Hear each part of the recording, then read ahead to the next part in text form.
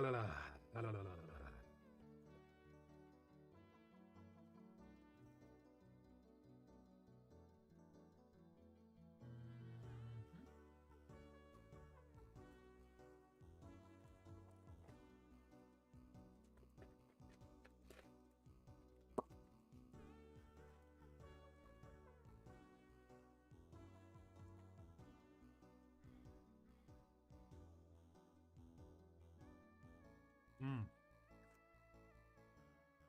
my god, it's sour. Ah, yeah. Oh my fucking god. Mmm. Mmm.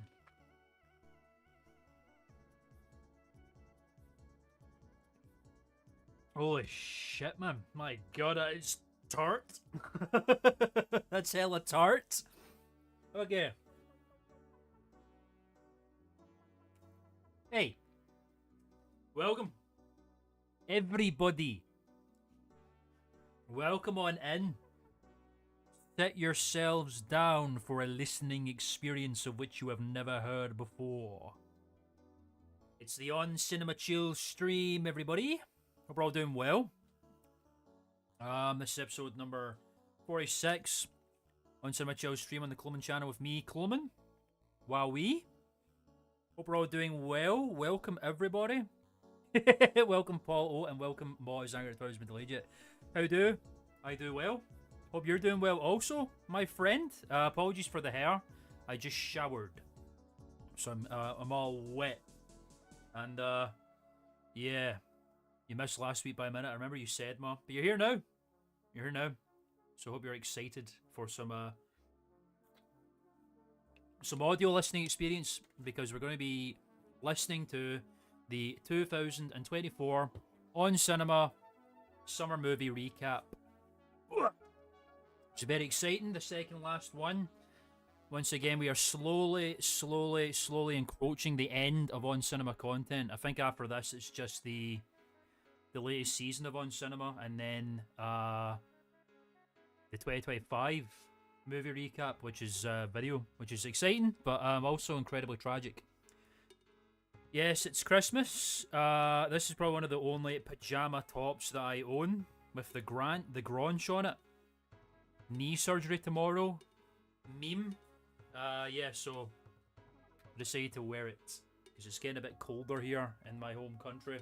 So I'm wearing a long sleeve top for Beddy Bye-Byes tonight. Isn't that exciting? What's that food and what am I munching on? This, my friends, is, yeah, January time, we're probably about time. Ooh! I wish I had a smoke, but I don't. I've not actually not had any marijuana in about over 2 months now, which is crazy for me. Anyway, this is one of my favourite sweets. This is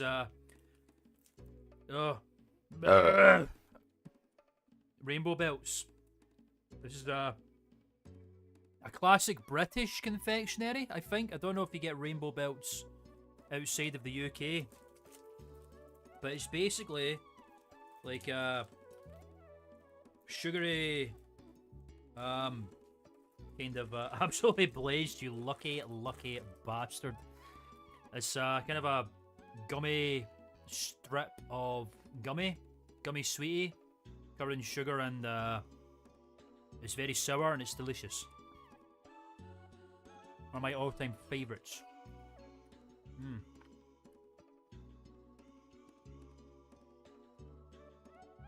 Yeah, the whole 2 seasons a year thing kind of ended quite some time ago, didn't it? I don't know why they don't just do it again. It's not like they've not got the financial backing to do so, or the time. But I don't know. Who am I to say? I don't know what they're up to these days over there. What their production schedule or whatever that. I don't know what it is they're doing. So I don't know why they don't do that. Feels like they could easily do that, but they don't. Anyway, we are coming to the end of this, folks. So, like I said before in previous streams, I think the plan for this going forward is obviously we're moving on to a new thing to watch on the chill streams when the next Perspective comes out, which is still edit the voiceover for it. So I've done all the voiceover. I just need to edit the voiceover, and then when that's done, I can start editing the video. Kind of getting close to the end of that now. I think it's coming along very nicely. It sounds nice and crispy, and I've done some extra stuff to it to make it sound nicer than the last few videos. I'm always trying to fucking make it sound as studio quality as I can, you know what I'm saying? But yeah, once that comes out, we'll start watching the topic in question of the next video essay that drops. So I hope you're all looking forward to that. And then, whenever On Cinema does something new, whenever On Cinema comes out with something, I will watch it.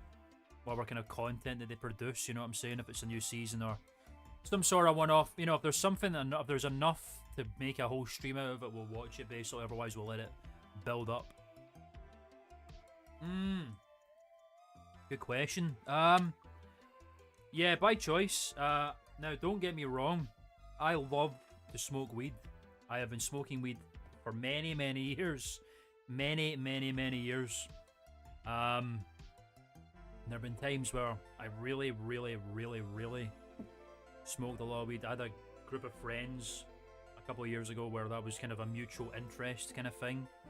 And they had a flat up in Glasgow.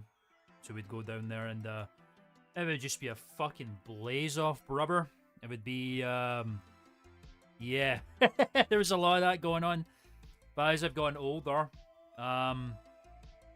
you know, I'm just on and off with it, really, to be quite honest. I think just at the moment I'm just kind of taking a hiatus. You know, I think sometimes it can get a bit boring. Yeah, I've started smoking when I was like 18 years old, and I'm 27 years now. Fuck me sideways, man. I feel that way. But yeah, sometimes it just gets a bit boring. And you know, I think sometimes you're doing it and it's like, you know, I could feel like just kind of giving it a break, and then you don't do that. So I was like, well, fuck it, man. Whatever. I might as well just stop for a while, just because I felt like it, to be quite honest. And I've not done it since. Well, I've got a friend who sometimes I'll, you know, it depends if my friend, I've got a friend that comes up and he's got some, I'll smoke with him or whatever, or a vape, you know, that kind of shit. But you know, I've not had any for myself, not bought any for myself in quite some time. But you know, that might change in the future. I'm just not feeling particularly pressed to do so at this current juncture, you know what I'm saying? And also sometimes it makes me like quite unproductive, and I just eat too much snacks, and it's not a good habit to get in. They just fucking stuff in your mouth with munchies, which is fun at the time, but man, fucking hell. There's only so many tubs of Ben and Jerry's I can eat without feeling bad about it. It's kind of my thinking. Yeah. Damn, brother. I think you're also better off, like, you know, a lot of people have different pathways and kind of hang on, let me get my thoughts together. People have different pathways and solutions to getting to a different point in their life. And I think for a lot of people, yeah, just kind of sticking with weed is no bad thing particularly, do you know what I mean? It's a much simpler life that way, I think. It's not going off the deep end at all. You're just kind of sitting eating fucking Cheetos and watching SpongeBob, which is not a bad life to lead, I personally think. But that's really all I've ever done. Like, I drink. I don't drink. I've had alcohol, but I don't really drink that much. I don't care for it particularly. It's not my speed. I prefer downers and stuff that makes you chill out and all that kind of shit. Done shrooms a few times in my life. Not done that in many years, but that's always good for a journey of self-discovery, which I think is very important, actually. Anyway, yeah, we're gonna dive into this. We're gonna start listening to this summer recap. Another one I've not listened to yet. I don't think I've ever listened to this one at all. So it's gonna be new territory for me, which is quite exciting. Oh my god, cherry coke. But for Class A stuff, actually, like, I've never been into, like, uppers and stuff. I just don't know if I'd be into that. Don't want to be, like, speeding about too much. I'm very much a low-key kind of guy in terms of going nuts, because it's not really my bag, you know what I'm saying? I'm much more... My idea of a nice day out, thank you, is sitting with a good bunch of dudes. Yeah. Yeah, exactly. That's exactly the way I'd put it as well. Not everyone can do it in moderation, you know. It's a very big key thing. So I think it's a very mature thing to be able to be like, right, I can't do that, so don't do it.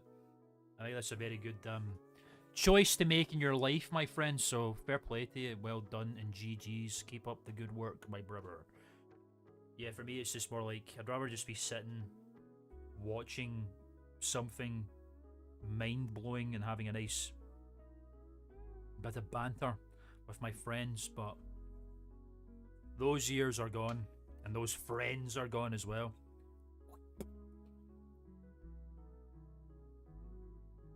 Those are dudes I had a fucking YouTube channel with back in the day, man. There was a whole... Oh, a million years ago, man, it feels like. God almighty.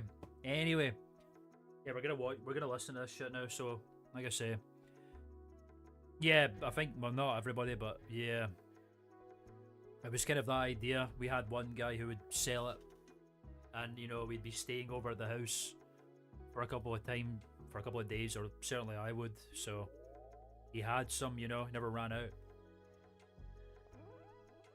Same idea, basically. So that was handy. We had fun, you know. They had free televisions in their living room and about every fucking game console known to man, so it was a good time. A hell of a good time. There were some glory years, I would say. Glory years. Ba ba ba ba ba ba ba ba. Leave a like if you know what that song is. Anyway, right, we're gonna do this now. 2024 on Cinema Summer Movie Recap, ladies and gentlemen. Audio experience similar to the last two. I think the last one to do this because, like I say, the 2025 one is actually Tim and Greg yapping on a camera, and I've still not watched it. I've been saving it for a rainy day, saving it for the stream, so that'll be a fresh watch for me. Yeah, I think it was a very different time with that kind of shit. Getting good weed back in like a couple, you know, but the past few decades. I think it's significantly easier to get it now, especially like good stuff. You know what I'm saying? Your fucking Star Dogs and your AK-47s and all this shit. I was never a big hash guy, really. Hash is weird, man. Hash is like makes you. It's like you're simultaneously stoned and not stoned at the same time. It's a very unusual feeling, and not one that particularly did it for me, really. You know, I'd have it with weed in a joint maybe, but not on its own. I mean, it would, as a last ditch effort perhaps, but you know, it takes all sorts, don't it? But yeah, here we go. We're gonna dive into this shit now, ladies and gentlemen. I'll be all looking forward to it. Hope you're all doing well. Like I say, the audio, I'm still editing the audio, and I've got another script going on the side, the Call of Duty Zombies script I'm reworking. So, yeah. Finish the audio editing on this, start the editing, and continue working on the script for the next Career Perspective, the remastered Career Perspective, which is already pretty, well, it's pretty deep into it, and it's much more comprehensive in terms of the history. I want to dive more into the history of like Call of Duty as well as zombies, because it's kind of they kind of can't exist without each other, so it makes sense to talk about the creation of Call of Duty as a franchise and all this kind of stuff, because it makes sense, kind of thing. I think it makes sense to have context of that before you even learn about the mode, I think. So yeah, that's all going to be happening. Stay tuned for it and all this kind of stuff. Playlist down below for this little fucker here, Career Perspective, video essay, documentary series. Check it out to the link below. Super chats and Streamlabs tipping page down below as well if you feel like supporting the channel, supporting the content, supporting the streams and all this sort of nonsense.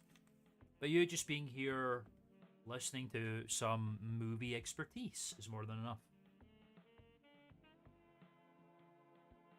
Ah, yeah, no, definitely.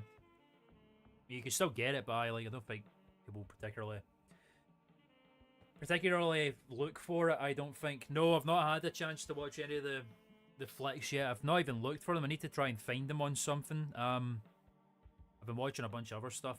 There was a check it out, true story. Check it out. There was a new documentary that dropped on Netflix. One of my favorite true crime series called Conversations of a Killer. Fucking insane, comprehensive, well edited, well paced. Really great aesthetic, great soundtrack, great subjects to talk about. Really nicely filmed talking head segments and sequences and stuff.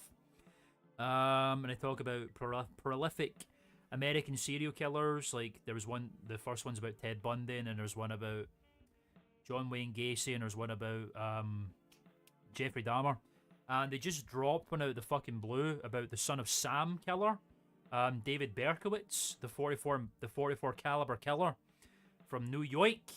And it was very interesting. It's 3 episodes. It's very comprehensive. Interviews with the killer himself. He's the only one out of all the series that is still alive, which is quite interesting. And yeah, there's a lot. It really goes into it from the beginning to modern times. And it was quite interesting. The Ted Bundy one's still my favourite, but the David Berkowitz one was very fascinating to me. He's a very interesting kind of character in terms of his motivation and why he did what he did. He's just a fucking maniac, that guy. All of them are fucking insane. Yeah, that's exactly what he did. He was kind of like the first incel in a weird way. It kind of was the idea of like he got scorned so badly. He was like, fuck everybody, I'm just gonna go to lovers' lanes and kill them dead. Fucking insane person. But yeah, it was very, very interesting. There was a lot of like reenactment sequences, which they don't usually do, but I think it's because of the lack of David Berkowitz footage that they could use. Like Ted Bundy, there's so much archive footage of Ted Bundy out there that they could use. David Berkowitz doesn't really have that, so a lot of reenactment stuff that was really nicely filmed and kind of matched the aesthetic of the doc. I'd highly recommend that you watch it if you're into that sort of thing. I thoroughly enjoyed it. And I rewatched a World War II historical drama film called Downfall, which is a German film, Der Untergang, which is about Adolf Hitler's last days during the war, hiding in the Führer bunker in 1945 in Berlin, when the Red Army were closing in and about to fucking eradicate everybody. And it's very good. You've probably seen it on YouTube. It's from, you've probably seen those like Hitler rants parodies and shit where it's Fegelein, Fegelein, Fegelein, Fegelein, all that shit. It's from that film. It's an excellent film. Excellent film. Bruno Ganz plays Hitler and he's incredible at it. He embodies 1945 Hitler, I believe, in terms of his behaviour and his kind of falling from grace and his husk of a man kind of vibe that he had going on. Yeah, I have heard of Richard Kuklinski, the Iceman. I've seen the documentary about Richard Kuklinski as well. I think it was called The Iceman, where it's him talking to a psychologist and it's him kind of talking about his past and the shit that he did. Very freaky kind of guy as well. Not even a serial killer, he was a hitman, wasn't he? But he was just fucking very meticulous and a fucked up kind of a dude, you know? But the Iceman's a pretty interesting fella. They made a film about that guy as well, but I don't know. Is it like Tom Hardy or something? Could be tripping, but I do think there was a film kind of loosely based on Kuklinski anyway. But yes, I'm aware of that guy. Interesting fella. Very soft-spoken man, considering the kind of shit he did. Okay. Well, we're yapping. We'll dive into this now, folks. For reals this time. Let's just fire up. Get into the heart and soul of it, you know what I'm saying? Wow. Okay. Here we go. It's time. Yes. The 2024 On Cinema Summer Movie Recap bracket audio only bracket from the 14th of August 2024. Thingies. Yeah. Was there a book? Yeah, he's oh damn, Mickey Rourke. Really? Damn. Very interesting. That's unfortunate. There's a documentary about him if you've not seen it then. Oh, you just mentioned it there, well that would be it. That's very interesting. It was quite cool. The psychologist that was interviewing Kuklinski turned up in one of the Conversations of a Killer docs as well. I think he was in the Jeffrey Dahmer one. I think the Jeffrey Dahmer doc. I believe that was quite interesting to see him pop up again. I was, oh shit, that's the Iceman guy. He was talking to the Iceman that one time. And that was a cool, very interesting piece. Basically, like an interview with him, basically. What's the runtime? What is the runtime of the shit Iceman film? Let's get that out there. The runtime is very important, as we all know. Okay. So yeah, this fucking zip code consent askers again. This dude appears everywhere. The Joker strikes again.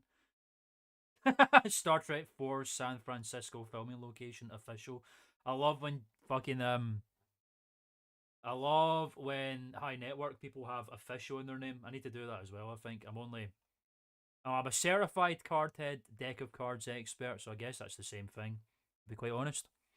Hey, we're gonna dive in. We're gonna listen to Tim and Greg yap about movies, basically on Cinema to Cinema, except it's audio only, and they yap about it like the podcasts of yore.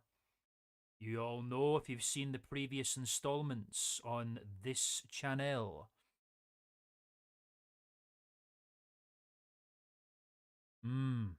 Very interesting. Yeah, he did sound like a pure. Oh, I've heard a lot of people say that Kuklinski like kind of either exaggerated or fabricated a lot of it, which sounds about. I mean, he said he was like he killed people in like the triple digits, as in like the 300s of people. I do wonder about the validity of a guy like that, because obviously he seems like the kind of dude that really relishes the violence and his ability to kill people. But you know, he obviously killed a shit ton of people and was very good at it. So you can't take that away from the guy. But a lot of people like this like to tend to exaggerate their how bad they were. You know, the people who thrive off the attention, like Bundy or whatever. Bundy claimed to kill more people than we actually officially know about as well, I think. And Gacy, I'm pretty sure. Don't know about Berkowitz. I don't think Berkowitz did that. Anyway, we're just gonna dive in. Let's listen to it. Let me just turn up the audio. Turn up the audio in my ears. Windows 10. Thank you so much. Here we go.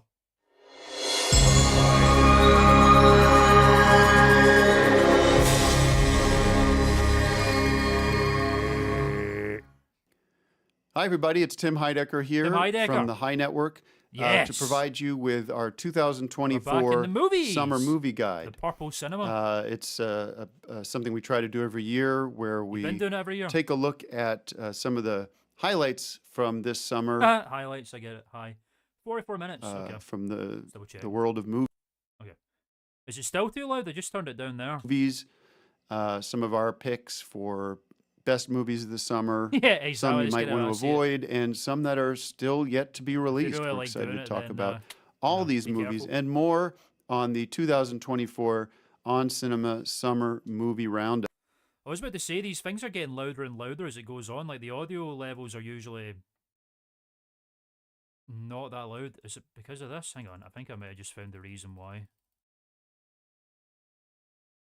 Oh no, yeah, I turned the decibels down. I don't know why the videos have suddenly gotten louder. Yeah, the high logo was loud. Yeah, I noticed that. I don't know why. Like, they usually are quieter than this. It seems like joined in the High Network studios as time's gone on by an expert of cinema of Greg. Wait, I've heard this bit when I was getting the thumbnail. A Greg expert. Movie Roundup. I'm joined in the High Network studios by a Greg expert, an expert of cinema of Greg on cinema from the Greg from cinema. Yes, on cinema. I'm getting to that. Trying to introduce you, as Greg expert from the EFA, from the VFA, Greg Turkey. Greg Turkington. Greg Spert. Is here with us. Hey guys, it's always good to bring you up to date on the latest information on movies, and this is information you're not going to find anywhere else. You won't. Okay, so we have a lot to get through. That's true. Yes. A lot of great movies this summer. Only Greg really knows. Quick update from me before we jump right into the movies. Excuse me. I'm glad I know last summer it was a really difficult time for me to experience films due to my DRCS. The DRCS update. As you all know, I have been cured of DRCS entirely. How do we know that? Was this a post on the news? The news post or something? Really, 100% cure. Because this is news. And that's given me the opportunity to see a lot of these movies. Hell yeah. And I'm so glad Tim's back watching that the I've movies. been able to, because it's been a lot of fun to take Tony to the movies, and we make a whole night out of it. And popcorn. Popcorn. I think the in the microphone for that, though. The exciting thing about being DRCS free, Greg sounds happy about it, is how we've been able to. I don't know if you were able to see our massage video that we put up on the High Network, Greg. I don't know. No. I don't want to fucking think about that ever again. If he feels like it. I like how the DRCS suddenly went away when the Amatos went away. I wonder if there's some sort of fucking psyop going on here. If were they in control of his mind? Were they making it so he couldn't watch films? I wonder. Have you? That was a direct question. What's going on here? To you, if you want to address that. That was a program. So I do watch some programs, but I like to catch up with the movies first, and then if I have leftover time, then I'll watch programs such as that. Well, I would highly recommend you watch the Tim and Tony's Guide to Couples Massage, which is now streaming on High Network, because it'll give you and everybody listening a real deep education on how to use massage to solve a lot of problems, especially in your life, I'm sure. The risque moments. You'd have to find somebody to engage with the massage experience. Or you can go, I mean, you can probably go to a place where they would offer such a thing for you. But I think it's elevated my movie watching experience. I suppose that would work. I think I'll probably be spending the time at the movies instead, but thanks for the advice. Okay, so let's get into our first movie, and this was a big one this summer that everybody was talking about, the Garfield movie. Yes. Oh, yes. We got the Garfield robot in the streets. Garfield is back. He's back. Garfield is back, directed by Mark Dindal. Who the fuck is that? After Garfield's unexpected reunion with his long-lost father, Ragged Alley That's his dad. Cat Vic, he and his canine friend... I didn't know there was so much Garfield lore in this. Odie? Odie? Essential oils in his VHS tapes. My fucking God. That's right. Are forced from their perfectly pampered lives to join Vic on a risky heist. Garfield, the movie, stars Chris Pratt, Samuel L. Jackson, and Hannah Wadding. From? Pulp Fiction. Pulp Fiction. Yeah. Very different type of movie than All right, well, can I just set it up and then I'll ask for your opinions on it. So just calm down. I know you're excited about the Garfield movie. Yes. He's excited about the Hannah Waddington. He's still excited about Greg. Greg's still excited about directed Garfield. by Mark Dindal. Freudian slip there, just called Greg Garfield. Let's hear your thoughts about the Garfield movie. It's a great movie. The title's a little misleading. It's not the Garfield movie. It's a Garfield movie, or it should be called The Fourth. What is Garfield Gets Fucking Real? Is that shitty fucking cartoon series that they did on fucking Nickelodeon? I can't believe Nickelodeon own the rights to this little fucker now. That's so Garfield weird to movie, me. because we've had others. Hate that. So sometimes they drop the ball with titles, but they make up for it Garfield with the movie itself. Greg. And I think of all the Garfield movies, this one's my favorite, and it has been a big hit with moviegoers. I've gone to it 3 times this summer, and each time the theater was full, and people really loved it. And this is definitely a popcorn classic, an instant popcorn classic. Sometimes it's almost like they talk about fine wines having to age. Sometimes it's like that with a movie. It comes out, you love it, like the Garfield movie, but it's not quite a popcorn classic until a little time goes where it sinks in. In this case, it's what we call an instant popcorn classic. So I give it 5 bags of popcorn, and I'm going to throw in an abacus that you can use to keep track of how many Garfield movies there have been in the past. Well, I want to take umbrage with you on the point you made there, really the only point you made, which is that this is a Garfield movie. It is the Garfield movie, and I think this is a very intentional decision by the That's right. I forgot about that. How that poor bastard, man. Well, he did sound exactly like the fucking guy did it in the cartoons, whatever his name was, something magic or whatever. I don't know enough. Creators of Jim Davis, the creator of Garfield. You love Jim Davis. And it is a definitive statement saying that this is the Garfield That's movie. what I said. And whatever happened before, whatever Garfield iterations happened, that you can forget anymore. about those. And Yeah, this is a reset.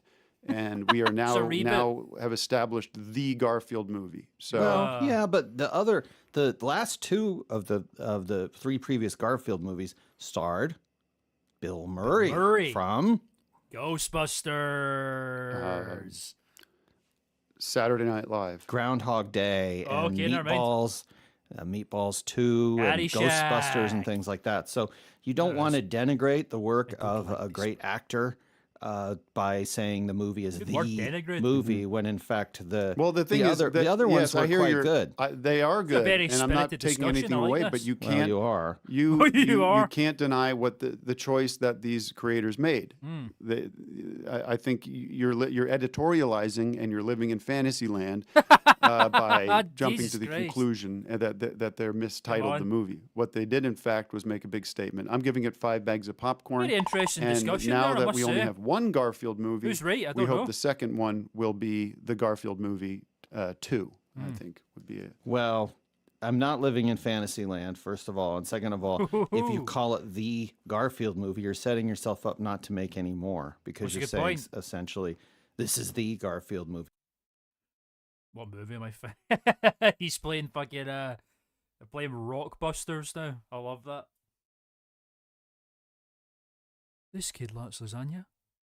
All right, what's that? Who am I talking about? All right, that's G. All right, this fella likes lasagna, right? Didn't he? What's going on there? All right, we're done. You can't say the Garfield movie 2. That sort of erases the title. So rather than erase the title, because they will make a sequel, this was a very successful movie. Rather than having to come up with a title and then erase the title, I think they should have just come up with a good title to begin with. Well, they could call it the next Garfield movie or something. But anyway, let's move on. All right. We want to talk about Bad Boys. Oh my God. I fucking saw Bad Boys Ride or Die. I don't mind the Bad Boys films all that much. I think they're not necessarily, I mean, they're kind of meant to be comedies, but they're not really that fucking funny, in my opinion. Oh, no, because they're not very, I don't think Rockbusters is a very good quiz at all. But we love Carl Pilkington, so it's okay. Can't even remember any right now to like give an example. Atomic Kitten. Oh wait, this woman fell down in Houston, and they fell in a puddle. All right, what am I thinking about there? That's Whitney Houston. All right, but yeah, not very funny films, but they're all right. Good buddy cop duo. I'm not a big fan of this guy on his own. I don't think he's particularly funny. He's all right. But this was okay. You know, it was a worthy sequel, I suppose. Yeah, it was alright. I mean, Bad Boys is a good, pretty decent buddy cop kind of series, I suppose. We want to talk about Bad Boys Ride or Die. Nothing wrong with it, you know, I can't hate it. Another sequel. Well, actually, not another. I shouldn't say that, because the Garfield movie is not a sequel; it is a reset. It's a reset, but it's a sequel in some of the plot elements. What does he mean by that? Okay, well, you have characters established in. Oh my God! I want to move on from this, but I think it's important to clarify that you have a character universe. I love Christ de Berg established in a comic book. I'm sorry, in a comic strip. Oh, I said old. Jim Davis creates Garfield back in whatever 1970. What? We'll find that out. We'll get that. Oh, there it is. Garfield is an American comic strip created by Jim Davis, originally published locally as John, and John Arbuckle was the main character. Fuck right off. In 1976, later changed to Garfield. In 77, then in nationwide syndication from 1978, it chronicles the life of the title character Garfield the cat, his human owner John Arbuckle, and Odie the dog. As of 2013, it was syndicated in roughly 2,580 newspapers and journals, and held the Guinness World Record right with Greg. That's probably why Greg loves it so much. 501 newspapers in 501 days. That's my record. for being the world's most widely syndicated comic strip. That's very interesting. Information to you. Wow. That comic strip lives for years and years, and then there's the movies that come out. The movies. That some did well, some did not do well. Mm-hmm. There's been animated shows, TV shows. Yeah, oh God, there's the Garfield show there. Fucking hate this fucking cartoon is so shit. It's unbelievable. And what Jim and the team did, it's evident to me, is is Tim trying to say that everything we before need it... to reset. You're a maniac, Tim. And forget what we did in the past. That's not what Jim Davis is doing. This is the way we move forward with the Garfield movie. You're insane, okay? Tim. That's so insane. we're not going to litigate that anymore. I don't agree with that. I want to be clear about that. But you know, when you have a different cast, sometimes people think that's a reset, but it can be a sequel because if you've seen the last couple of Star Wars movies, guess who's not in them? The Rockbusters are about Carrie Fisher, accents are the best. Luke Skywalker, well, in a lot of those, they are Mark through CGI. What? So you're barking up the wrong tree there. But those are sequels. Oh my God! Even Let's if talk about Bad Luke Boys. Skywalker, Mark Hamill isn't in it, you are not going to tell me that that's not a sequel. Well, a lot of those were prequels, actually, to be clear. Or a prequel, but prequel and a sequel. The Garfield movie is actually both Very a spirited reboot, conversation, a remake, and it's also a sequel. And there are elements in some of the flashback scenes of it being a prequel as well. Oh. All right, you're wrong on this, but we're not going to keep going over it. You're wrong. We agree that it's a 5-bagger, and that's I saw the really what Mars, people man. tune in Exactly. for is the bottom line. And in this case, it's a movie you need to see. I gotta tell you, Bad sometimes Boys you don't Ride or agree on Die, everything. directed by Adi El Arbi and two directors here. Bill El Cinematography in this film Falah, was quite good. starring Will Smith, Martin Lawrence, Vanessa Hudgens. This summer, the world's famous bad boys are back with their iconic mix of edge-of-your-seat action and outrageous comedy, but this time with a twist. Miami's finest are now on the run. So we have a twist here, which I wasn't expecting. Asia? I was kind of Southeast Asia. Klman, what have you done? Why have you changed that? That's genius. Anthony Comegna, also known as Klman. Yeah, I'm sorry I started early, Anthony. I kind of fucked up my days again. I kind of set it for 10:30 because I thought I was working today, and then I remembered I'm not, and then I kind of didn't get round to changing the time, so I thought, fuck, I'm just going to start at 9. Hence why we started early. I apologise for that, but you're here. Don't worry. Klman. Welcome. Welcome back. Hope you're doing well, my friend. How are you? Victorville. Oh, you're talking about Victorville VFT, Victorville Film Time. Pilots and surgeons are still using it, I'm pretty sure. I think it's just kind of like an established thing. Like, we don't need to talk about it anymore. You know what I'm saying? It's like Greenwich Mean Time got established. We don't talk about Greenwich Mean Time that much anymore, but we've got Victorville Film Time still. It's just out here existing, you know. It's doing its job and it's doing it well, Paul. But good point.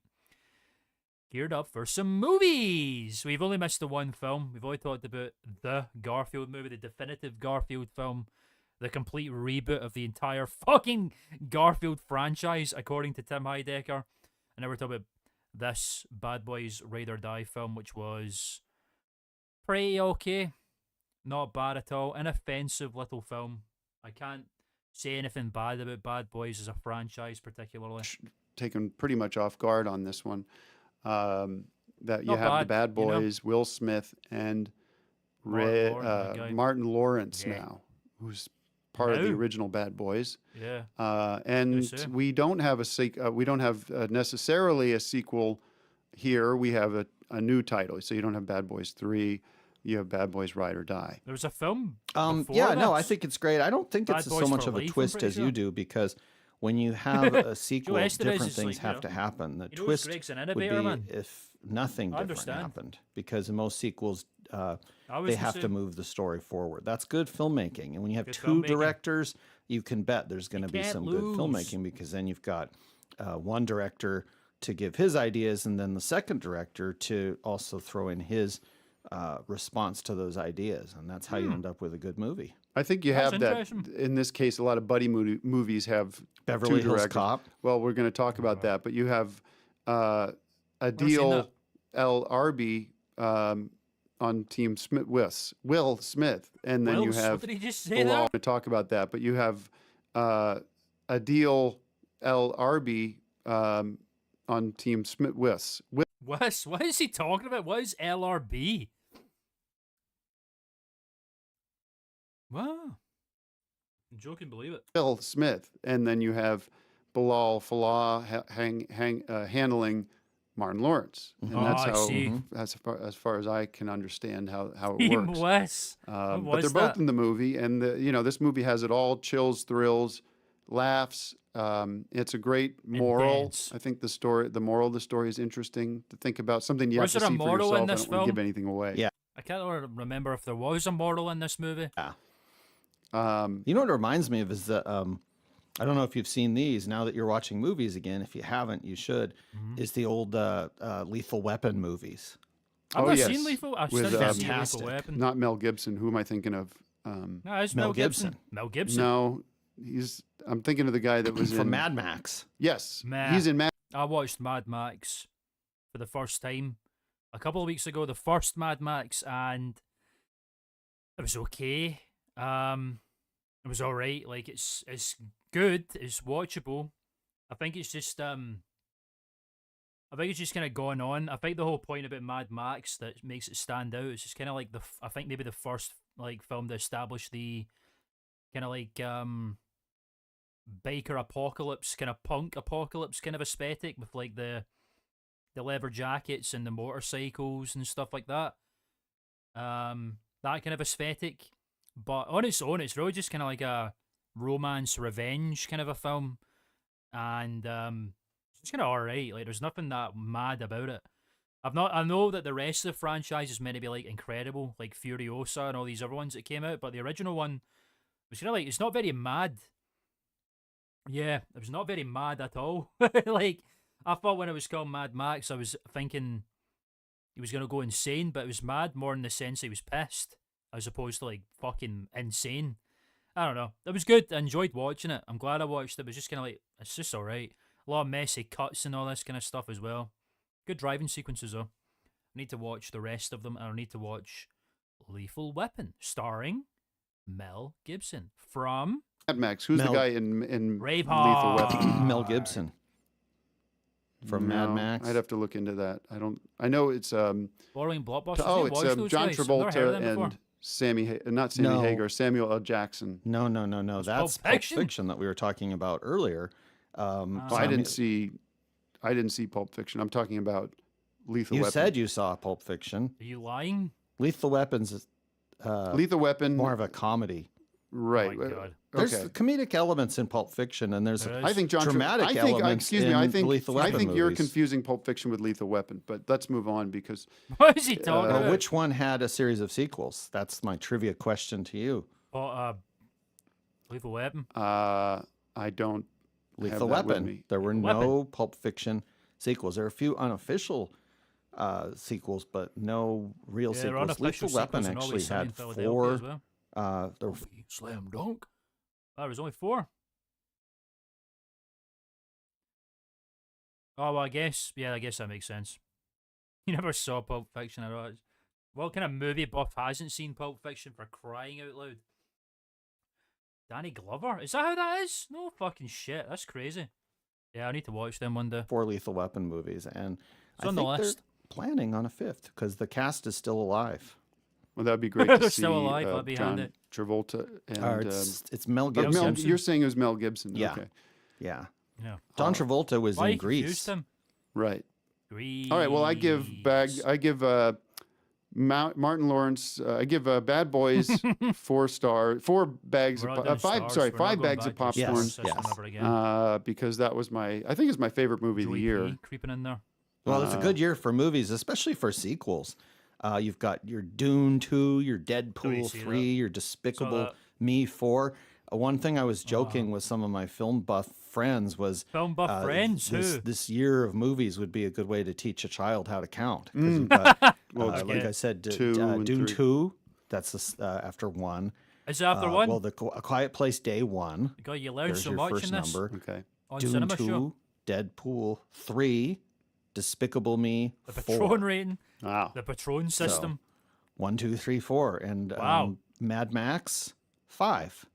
The Furiosa movie was the 5th one. It is. So kind of a cool thing. For movie buffs, it's a treat. For the guys that put the signs up on the marquee, See, the they're going to have aesthetic to keep changed those so numbers violently. handy. 'Cause Like they're gonna Mad be- Max, the it's first gonna be one a lot does of not numbers look up on the anything marquee like this that. year. Well, let's talk about the Bike Riders. some This dudes is in Australia. directed by Jeff Nichols, of course, and Maths starring whiz. Austin Butler. Austin Math Powers, plus no connection Math buff. Jesus Christ. there. No, I Austin I Butler. don't think so. What? Austin he talking Powers about? from. Austin. I get it. Sorry, Austin Powers played. Goldmember from- no, I'm saying he played. Mike Myers from So I Elvis. Married an Axe Murderer. Oh my God. Austin Powers played Elvis. Yes. I'm sorry, Austin Butler, not Austin. That was all right. Powers. Pretty good. Austin Butler played docudrama. Elvis last From year. Viva Las Vegas. Oh yeah, I forgot. Elvis is an actor. How can we forget? It also stars Tom Hardy and Jodie Comer. I heard a lot of people say this film is not that great. I need to watch it though. This is a chance encounter. Good aesthetic, I guess. Draws Benny, a member of Midwestern Motorcycle Club, the What's that show Vandals, that everyone as the used to club watch, Sons of transforms Anarchy? I into never a watched dangerous it, but yeah. underworld of violence. Benny must choose between Austin Butler's a Kathy good and his actor. He's loyalty doing very to the well for club. himself these days. Now, I'm glad my for him. thought after seeing, I saw the Bike Riders right after seeing Bad Boys, and I thought, well, we should Predominantly, next yeah. next Anything else case you that did, the don't care Bad about. Boys have, they should try to Music? get these What? gang Who? motorcycle gang guys, and you could have a pretty cool crossover. You know, it almost feels like this is in the same universe, but if you had No. Bad What? Boys, Martin Lawrence and Will Smith going after the Bike Riders, Bad Boys meet the Bike Riders. It could be a cool story. And Yeah. I mean, love that. like I said, Obviously, you'd love that, Greg. maybe I haven't, but you know, now with I love that these days Greg's idea of like an amazing film is just like the fucking Christian dimensional merge happening. Basically, all these fictional characters on the one film makes it an incredible movie kind of thing. this I love that. sort of zero DRCS, and I'm so inspired by movies again that Yes, you're we seeing love to what hear you're that, seeing Tim. now happen, which is creativity surrounding them. And Yeah. of course, I'm in the catbird seat now Agree. when it comes to having the kind of vision for Hollywood that would, because we love these movies, but let's be Yes. frank, the box office has been diminishing, Mm-hmm. and we need new ideas and fresh ideas. Characters like Kingston, the ultimate Kingston. codebreaker, should be brought back for a new collaboration with What's he some doing? other beloved characters. We haven't seen Kingston Never and seen that Bond before. get together Oh. and try to solve some Where are mysteries. the runtimes at? And the They should change the box office to the runtime office. That's all I'm going to say about it. Pep Boys movie Yes. Baboon. and the Baboon movie. These are When is it big coming out? ideas that would literally turn Hollywood around. And so my mission Kingdom going of the forward, Planet of the Apes is essentially the baboon movie that we wanted to make. Yeah, it really is. in a lot of That ways, is the yes. real But Baboon movie. I think by the end of the year, Ah. you'll see me starting great. to re-establish myself as a leader in the Hollywood community to All right, try to Tim. make these radical 180 switch degree Yeah, movies. top. So we'll be looking at the movies. It's really simple. You just look at the movies that did pretty well, and you mix them together. So you do Bike Riders versus Yeah, Bad the Boys. And instantly you have better. suddenly the next summer everyone's excited to see what how Martin and Will are gonna get these motorcycle guys. bike And riders. a lot of it's going to be chasing them on motorcycles, which is Yeah. a lot of fun. Oh my god, that would be unironically genius. See if the day ever comes where they somehow get a James Bond actor to play Klingston. I would love that. And you know what would be even funnier? Greg would hate it. Even though he's like got an authentic James Bond because he's playing Greg Turkington's character. He would immediately hate him. I would think that would be genius. I'd love that. I've been saying it for a few streams now. I really want to see the Baboon movie come out on the High Network. Where is it? To watch. Or bicycles, if you remember the movie from 1979 called Breaking Away, that was kind of about bicycle riders. That's a cool. That would be cool to aesthetic, that. have what people think is motorcycles, and it turns out to be That'd be a genius bicycles. idea, That's wouldn't a it? plot twist, and you could get some of those Just actors immediately together if they're, discount, still and if anything to do with us. with Decker at that point, and then anytime James Bond gets brought up for the first time ever, Greg would be like, ugh. We would swap. Tim would like James Bond after that. And then Greg would be anti-Bond because, they stole it from him, They stole it from me. They took it. That was today. Well, that's a great idea. Did you see, and your thoughts on Bike Riders? Yeah, it's a great movie. I give it Great 5 movie. bags of popcorn. Good review. I would love to see some motorbikes and things like that enter the world of something like Star Wars, where you It'd be have John Jacob Deniker elements these that days. are so futuristic that you can't even imagine some of the worlds You're that trying to we've tell explored me with I'm George dead. Lucas and co. But to have something as basic as a motorcycle Hey, in that world. E.E. Wilson is present and accounted for. Welcome, sir. Hope you're doing well. Good to see you, buddy. How are you? You're just in time for some summer recap movie expertise. Welcome to the stream, my friend. I think would blow the minds of moviegoers everywhere. All right, love so the 5 movies. bags from both of us for the But yeah, Bike if you haven't Riders. liked the stream yet, I'll put on a be little sure to do so. cup Thank of soda for that too. All right, I'm going to Soda? throw My in God, you seen that? now? one of these little you don't get a cup of soda very often. pumps that bicyclists carry that they can use to fill Yeah, the sure. tires of their Bicyclists. bicycle if it goes flat, Okay. All right, next up is Beverly Hills Cop. which Oh my we were God. talking about earlier. Eddie Murphy. What the He's fuck back. is Axel F? Beverly Hills Cop, I haven't seen Axel Beverly F. Hills Cop. is the name of the movie, directed that. by Mark Molloy, written by Will Beal, and starring, him? of Is that his course, name? let's say it together, Eddie, Eddie Murphy. Murphy. Yep. Axel Foley Anyway. returns to Beverly Hills after his daughter's life is threatened and works with old pals Josh Taggart 2 bags of and soda. Billy Rosewood to uncover a Oh, look, it's conspiracy. the guy's mate. That's my dad. That's my fucking father right there. So this is more of what you asked for, I mean, My I think father's for a dead years, ringer for Kevin Bacon. it's one area of agreement that we've had is we've been begging Hollywood. Fun add-ons in recognition for a truly great film. You can't do that with a star rating, really. Not only is the star rating inferior because it's only 4 bags, 4 stars, see? And you get them mixed up. You can't have any fun add-ons in recognition of a truly great film. You only got stars. We love Joey P. God rest his soul. Hope he's alright out there. But, that's truly the faults of the Joey P. patented star system. You know what I'm saying? We're talking Beverly Hills Cop, guys. For another Beverly Hills Cop. Yeah, and Beverly Hills Ninja doesn't count. That's a great movie too. Oh, it's that guy. No, it's not Yes, John we Candy, the other one. appreciate Beverly Hills Ninja, and Who's he? we've been big supporters of that. This is as good as it SNL guy? gets. Not the Jack Nicholson movie, No, of course. which is due for a Who's sequel. it gets?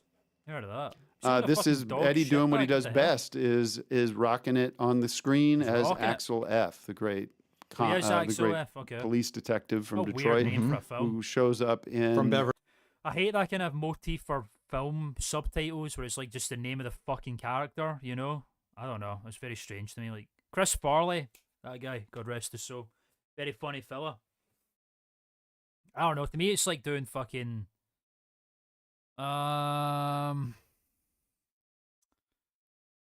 I don't know. Trying to think of an example of a film of this ilk.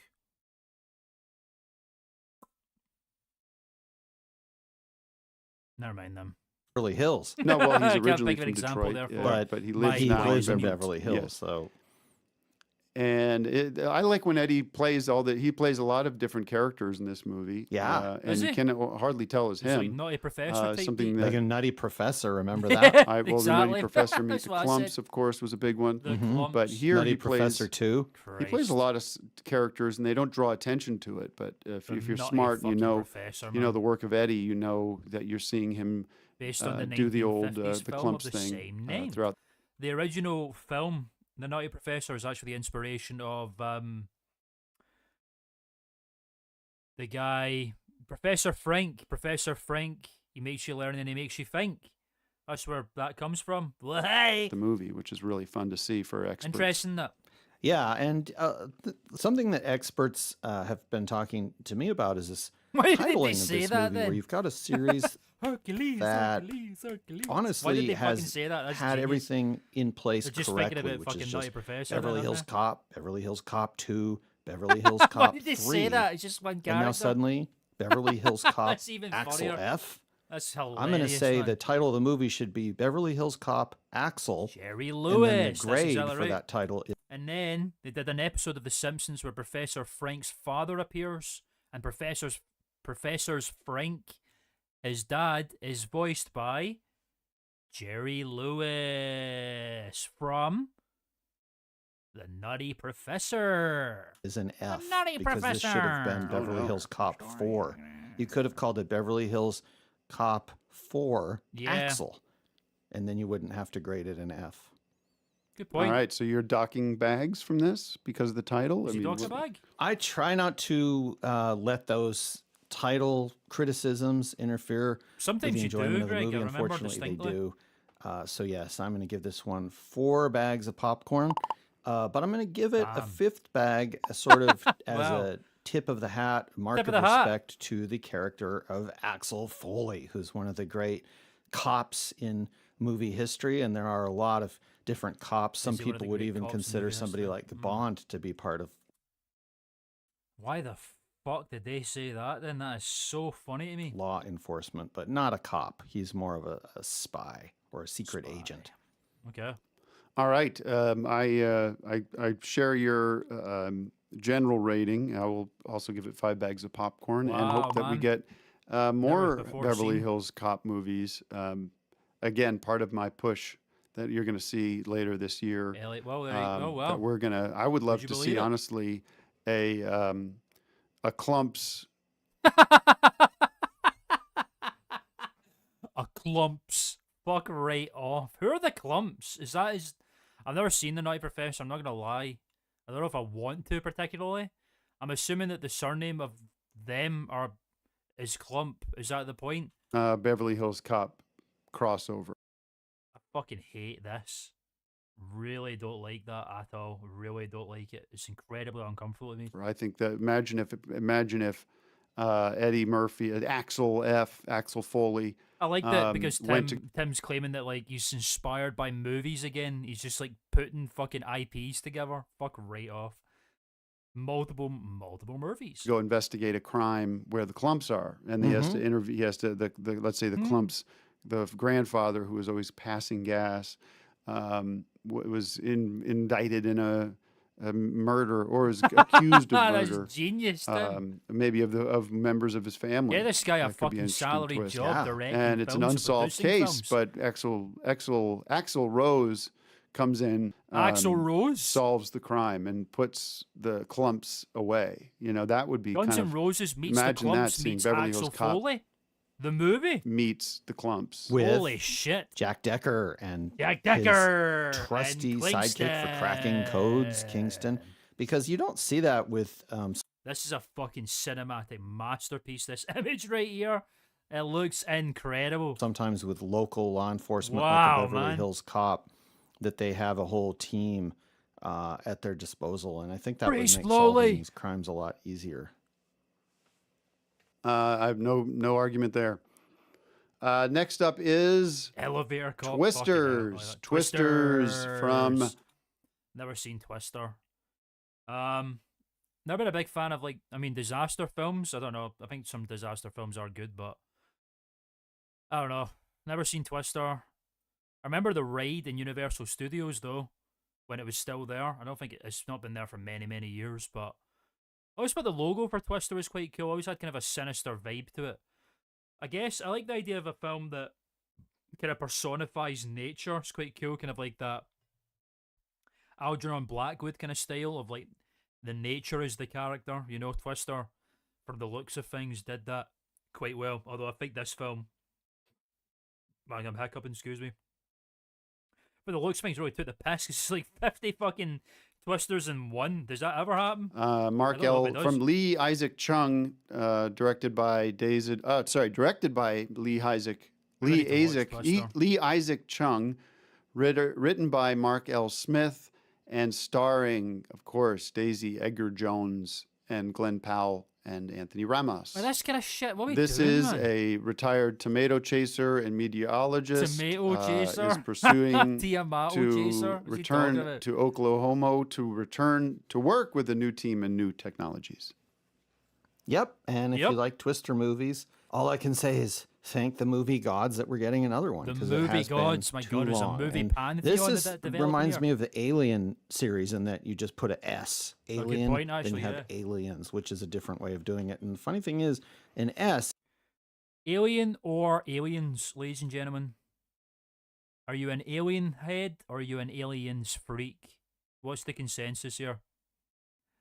I think the most obvious choice would probably be fucking hell. I'm sorry, I'm difficultly enunciating words again. I don't know if I'm like catastrophically close to a stroke. I hope not. I don't think that would be the case. Let's assume that it's not the case.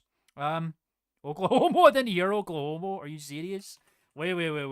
Work with the new is written by Mark L. Smith and starring, of course, Daisy Edgar Jones and Glenn Powell and Anthony Ramos. Glenn Powell? This is a retired tomato chaser and meteorologist, is pursuing to return to Oklahoma to... How did I miss that the first time? Yeah, I was going to say, I think the most obvious choice would be Aliens, right? Like, Aliens is a pretty good film. It's a great film. It's like a slasher horror in space, right? But I think... particularly like the end half of the film, it really is just kind of like Sigourney Weaver walking around dark hallways until the xenomorph kind of jumps out and gets her. Whereas Aliens is kind of like fucking got everything, man. It's like horror, action, fucking bombastic, insane action sequences and horror moments and just fucking full-scale balls to the wall insanity is Aliens. Incredible movie. When Sigourney Weaver goes full fucking action heroine in that movie too. Fucking Ellen Ripley is such a goat in that film. She fucking gets a mech suit and fights the final boss as well, man. It's nuts. I love Aliens. Yeah, I think it's kind of like Terminator 2 kind of thing. I mean, Terminator is an amazing film, but I don't know. Terminator, it's just one of those sequels that just elevates the whole thing into like a new echelon. Do you know what I'm saying? I mean, it's incredible what Aliens did compared to the first one. In S, if you got sloppy handwriting, this reminds me of the Alien series in that you just put an S. Alien, then you have Aliens, which is a different way of doing it. And the funny thing is, in S, if you got sloppy handwriting, looks like a 2. So you could think, is this Twister 2 or is this Twisters? If it was handwritten. Well, I thought this was exciting. You didn't. I don't know how they get this. I mean, I suppose it might be CGI, but I don't know. Otherwise, I don't know how you time it. Fucking create a the filming, and it's very dangerous. Well, they have machines that can blow the wind around, and they've used those as far back as the Wizard of Oz. If you remember the tornado that takes Dorothy Gale from Kansas all the way to Oz, where she meets the wizard. And if you look at that, that's a very well done tornado, but it's definitely done in the studio. They did not have CGI back in 1939 when that movie was released.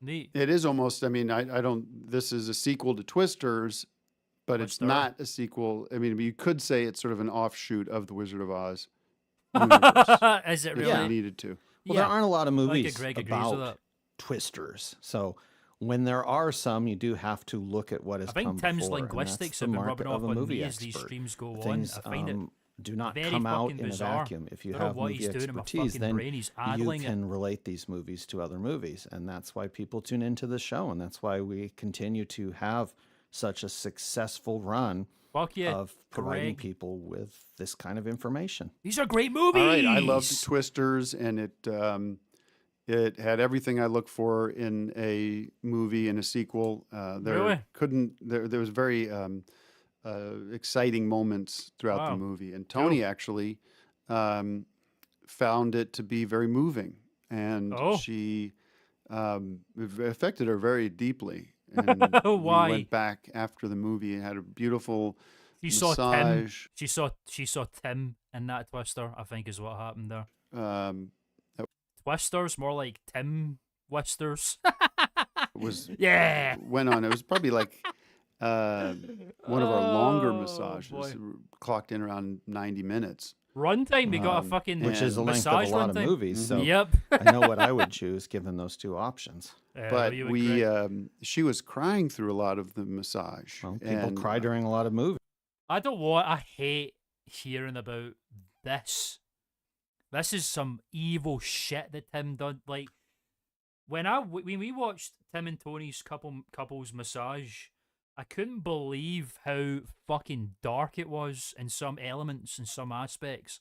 It is fucking heinous to watch in a lot of places, and it really starts to make it like Tim is supposed to be like a fucking sociopath, but I think sometimes they really kind of go too far in a lot of places. And I know it's supposed to be all funny, but like, man, how could you be a Tim head after watching that, man? You just can't.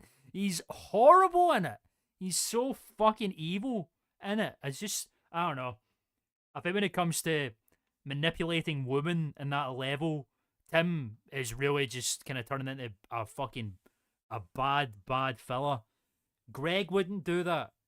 Greg would just dress the woman up and put her on a pedestal and call her the living Oscar. And there's nothing wrong with that. Well, that's what I think she brought up afterwards That's all when we I'm were doing a inventory of the massage, and we had Forgot one about the inventory. that morning as well. So it was our second intense. The first morning massage was very. Oh. I've not even watched the last season of What We Do in the Shadows yet. I keep fucking forgetting to watch it. No. I know that Tim is in it. I don't know anything about it, so no spoilers here. But, you know, I have seen the episode of the last season where Greg was in it. And he was like head of the Energy Vampire Council type of thing. But I've not seen the ones with Tim in it yet. I'm very excited to do so. But yeah, I just keep fucking forgetting about it. I forgot that it came out already. But I love What We Do in the Shadows, man. It's a great series, great film. Exactly. That's my point. Like, Tim is just fucking sinister, and Greg just likes movies, you know? So I'm wrong with that. But yeah, I've not seen it yet. I would like to. I just keep fucking forgetting at this point to get round to it. But I will. Thank you for reminding me, Anthony, because I've not thought about What We Do in the Shadows for a long ass time, man. Great series. We drank the blood of some people, and the people were on drugs. And now I am a wizard. Laid back. I mean, it was 40 minutes. It was very light touching. Light touching? Oh, God. Not a lot of deep tissue work. Okay. It did enter the erotic category, as they usually do. Good. Great. We went to see. We had lunch, and we went to see Twister. Made sure not to eat in case there was a Popcorn. possibility. No, because we don't want to eat. Picture of Greg We don't want to. from the Oscar special. We don't want to have erotic massage on a full stomach. So we were like, we're not sure what's going to happen after the movie, but usually we try to end the evening with a longer, deeper massage. Great. So we went to see the movie. Went back. I hate it. Had some wine. We did have some wine at the movie you theater. did. We go You're to an a enabling movie theater bastard. that does serve alcohol. Oh, yeah. Oh, And yeah. we Thanks, Greg. went back. Those and- aren't my favorite. I don't like the seating in those well, things. they're Yeah, I'm actually right there very with you. popular, and we were on the vanguard of There that used to years be ago with five the Six ba- Bag four-bag Cinema. cinemas, you know what I'm saying? And that's something we're looking into relaunching. But Well, get better popcorn because the Six Bags did not have. Did he say that? Six Bag Cinemas, excuse me. Did he just say that there? the vanguard of that years ago with the Six Bag Cinema. The vanguard of that. But and that's something we're looking into relaunching. But Wow. Well, get better popcorn because the Six Bags did not have the good truffle popcorn. well, popcorn. it we had forget. gourmet popcorn, and if you want to get Well, just the buttered Wow. salt popcorn with cheddar cheese powder on top of it, then Ooh. go to the Dollar Theater. But I will we do try to that. elevate but the the- experience. But the popcorn that you were serving was, first of all, it had the truffle oil, which is terrible, but also it was stale. So Such Well, I think nostalgia you for that, man. pop the popcorn and then you put the truffle oil on it and microwave it or something because the actual popcorn kernels were not good. All right. And Well, when we're you're not paying relitigating that. 4 times the price of a regular bucket of popcorn. The point of my story is that when we got back from when we got back to the condo, I had we had a little more wine, and we were talking about Twisters. And it takes me back to the glory days. And Tony got really upset about. Well, you'll have to see them. I don't want to spoil anything, but there are certain incidents in the movie, relationship issues. And she was accusing me of all these things. You know, what? She's really, and she can get that way. And I said, well, we need to work this out through massage. So we did I said, let's commit to a 90-minute deep. So fucking heinous. I think Greg would be absolutely right about truffle oil. I think that sounds fucking disgusting. And I think putting it on popcorn sounds infinitely more disgusting, quite frankly. Non-erotic massage. And it was a very hard experience for both of us. Hard and heavy. She sobbed through the rest of it. But at the end of the massage, there was a great release. How many bags of popcorn for Twisters? Yeah, just give me the popcorn already. I don't want to hear any more of this. I'll go 5 bags of popcorn because of how effective and affecting it was for me and my wife. My future wife. Is a good sign when it comes Oscar time, because the Oscar have traditionally rewarded movies that got that kind of emotional response from the viewers. Do. That's very true. You don't see a lot of comedies winning Best Picture. It tends to be dramas. All right. Well, speaking of comedies, this is the funniest movie I've seen in a long time. Really, really funny. Deadpool and Wolverine. Wolverine. It's just a big walking fucking cup of fucking lean. I don't know why that's funny to me. Wolverine. Just spill it out fucking scissor all over the fucking place. This was pretty good. I think the biggest this is the thing that Deadpool and Wolverine did very well. This was a pairing, on-screen superhero pairing that people have been, kind of fantasizing about for many, many, many years. And I think after a while, particularly after Logan, people kind of assumed it was never going to happen. And then they made it happen, and they made it happen in a very big way. And I think they made it happen in an incredibly well-received way. I think they did it, they kind of knew that this was going to be a big fucking deal, and I think they did as much as they possibly could to capitalize on it. You know what I'm saying? I think having these two together was perfect. Windowing is a big fucking walking spray ball. Jeez, you're spraying. Let's fucking go. Yeah, it was great.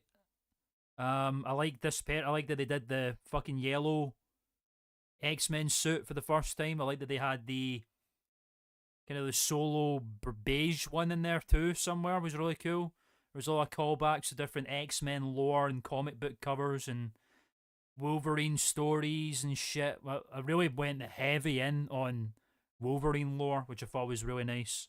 But I think the biggest issue with it, as a lot of Marvel MCU films, is the story was fine, but I think that kind of wasn't the priority. I think the priority of the film was more, let's put these people together and then we'll make a plot around it so it can justify it existing. Do you know what I mean? Like, Spider-Man No Way Home was kind of the same thing. I mean, the big draw of that was it's free Spider-Man and it's, Tobey Maguire and Andrew Garfield are in it.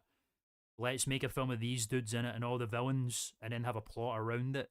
Do you know what I mean? It's like, that's not, the plot isn't the priority. The story itself isn't necessarily the priority. It's these characters being together in a film is the priority, right? And I think Doctor Strange 2 can add the same thing, not to the same extent, because that was much more kind of plot driven and more purpose. Had more purpose to exist, but they definitely made a point to include characters that you've seen before, like Professor X, and they had Reed Richards in there. It was a different it was fucking The Office Quiet Place fella who's a good actor, but he was like John Krasinski, he was a big fan cast and they did that. Captain Britain's there, all this kind of stuff, and it's like, it's cool initially when it came out. Moz Angry pulling up with the honk shoe. Hope you're enjoying your ASMR Klman experience. Rockabye baby on the treetop. But yeah, good film. But I think as time goes on, I don't know. I think it's just because when you see it the first time, it's like, whoa, dude, holy shit, it's Deadpool and fucking Wolverine together. Holy shit, there's there's fucking Chris Evans, man. No fucking shit. Look at all these X-Men characters. No, there's fucking Blade. Holy shit, there's Channing Tatum playing Gambit finally after years and years of development hell. There's fucking Elektra, and it's like, wow, crazy. And then it's like, I don't know, after time goes by, it's kind of like, well, it's cool, but there's like not a plot really to speak of that's particularly interesting. You know what I mean? Is that just me? I feel like that's a reasonable analysis, right? Like, it's a good film. It's not a terrible film by any sense of the imagination. It's great. It's got a good bit of comedy to it. It's got great action sequences and, a great cast, and they're all put together. But, I just feel like after a while, the mystique of this big thing, anticipated thing happening, does kind of go away after some time, and then you're kind of left with a film that's pretty good, but like the plot isn't necessarily there. Marblehead. I am. I like the comics specifically. I've not kept up with the comics in many, many years, but I do love the comics. I've been reading the comics for many, many years. I do like the MCU still to this day. I mean, it's the golden age is definitely past, but I think the idea of like a cinematic universe is still warranted. I think it's kind of an interesting concept, and it's cool to see the world progress and see things change.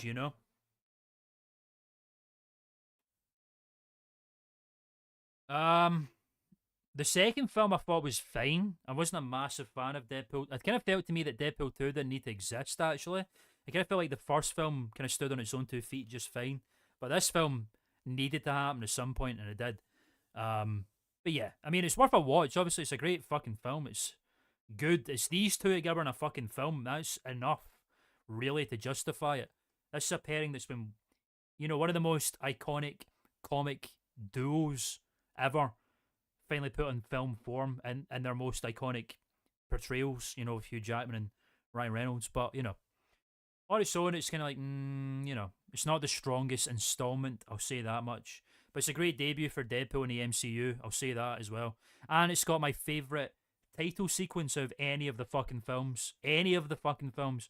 It's hilarious to this day. Wolverine. Directed by Sean Levy. There he is. Come on, name should be Sean Levy, in my opinion, because of the humor in this. Ryan Reynolds and Jack. Insanely badass, man. Jack Nicholson. Jack Human.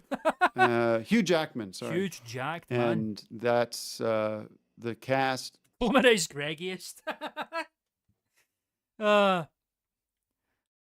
I thought it was good. I thought it was great. It's a Marvel film, It's not as good as Ant-Man. I'll give it 5 bags of popcorn and maybe a little set of knives and forks to pretend that you're the Wolverine. I'm on Letterboxd, bro. Deadpool is offered a place in the Marvel Cinematic Universe by the time variants are found, but instead there is. Yeah, that sequence here with the TVA and all this kind of shit. Or Reynolds' son recruits a variant of Wolverine to save his universe. What was that whole thing? They had the fucking 20th Century Fox logo. They never mentioned it in the film. I don't even remember it being in the film. Did they take it out later? Stupid. This is just this is a Marvel movie, and it's funny how the folks at Ant-Man tried to do comedy with the folks at Ant-Man in the Marvel universe and failed very badly in 2 out of the 3 of their movies. The second one had some decent laughs, but generally I think everyone agrees that Ant-Man doesn't work as a superhero movie or as a comedy. I'll say this again. I think Ant-Man did an incredible job. You're taking the thing that the MCU does that I think is quite interesting is when it takes a character that it really is not very well known in the public consciousness outside of the comic books, right? Like when they did Iron Man, really not that many people knew outside of like big Marvel fans that watched like the shows or read the comics, really knew who Iron Man was. So that time it was like the big ones were like the Hulk, Wolverine, and Spider-Man. Everyone knew who they were, but no one really had a clue about Iron Man or Captain America and all this kind of stuff. Man, there's not a lot of fucking superheads in the chat. Big bummer. Like, here's my thing. I don't think for a second that the thing with Marvel films in particular, that what they've done, I mean, they've completely changed the scope of a fucking superhero film at this point because they've been around for so long and they pump out so fucking many. I think specifically if we're talking about Marvel movies, Marvel is like its own genre of subgenre of film at some point. Like you've got a superhero movie and then you've got a Marvel movie, right? They're two very different things because with a Marvel movie, you need to view it in two aspects. You need to view it as a film on its own in a vacuum, and then you need to view it within the wider scope of the world it inhabits, which is a very unique thing that not a lot of films do, because there's not a lot of our films that have a cinematic universe to speak of, apart from like, you know, the legendary Monster series or something like that. But this is a very unique entity, right? Yeah, they're not particularly high art, I would say that for a start, but they have a place in cinema, right? They do. They're entertaining. You know, it's great menagerie of characters. It's an ongoing story. It's an ongoing world that changes all the time. It's the exact same thing. Like you can view it in the wider scope of the James Bond movies, and then you can view it on its own and an entity in a vacuum. It's a very unique thing. This one in particular, because I feel like a lot of the James Bond films, they kind of carry over, but not really, and then there's actors that change around. This carries everything forward in a different places, right? It's a very unique state of affairs. And, you know, it's a big turn-off for a lot of people, I think, because they see it all the time. It dominated cinema for the better part of a decade at one point. It's kind of not on that level anymore. Thank fuck. I think that was good because we need more room for films. The MCU can't dominate it. I don't think that's necessarily fair. Damn, it's like Tim Heidecker in this bitch. I'm not a lover of Bond, but I do like the James Bond films. I've seen most of them apart from the most recent ones. But they're worth it. Should try them. They're good. They're fun. It's action-packed. There's great action sequences in them. A lot of them have some very solid stories and plot and thematics attached to them, like the first Iron Man film, but in particular, I think it's a good example of that.